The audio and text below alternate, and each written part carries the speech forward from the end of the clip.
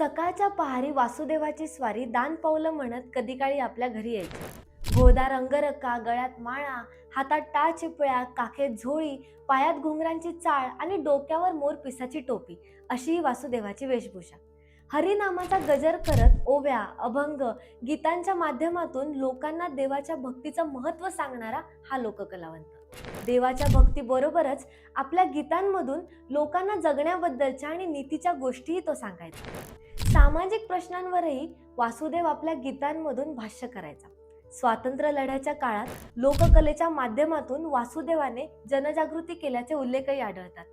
वासुदेव हा महाराष्ट्राच्या लोकपरंपरेतील एक अत्यंत महत्त्वाचा असा घटक आहे. परंतु आजच्या वाढत्या शहरीकरणाच्या संस्कृतीत ही लोककला हरवताना दिसते आहे. कलेवर उपजीविका भागत नाही, आर्थिक स्थैर्य मिळत नाही, लोककलेबद्दल समाजात पुरेशी जाणीव नाही, अशा अनेक कारणांमुळे वासुदेव पूर्वीसारखे गावोगावी येताना दिसत नाही. आज काही ठिकाणी वासुदेवाची वेशभूषा करून व्यावसायिक कार्यक्रम केले जातात, मात्र तिथे वासुदेवाची वेशभूषा असते, विचार नसतो.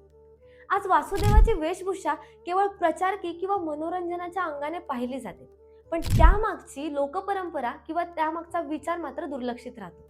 या लोकपरंपरेकडे फक्त भावनिक दृष्टिकोनातून न पाहता वास्तवात ती कशी जपता येईल आणि या कलाकारांसाठी नेमकं काय करता येईल याचा विचार करणं आज अधिक महत्त्वाचं आहे.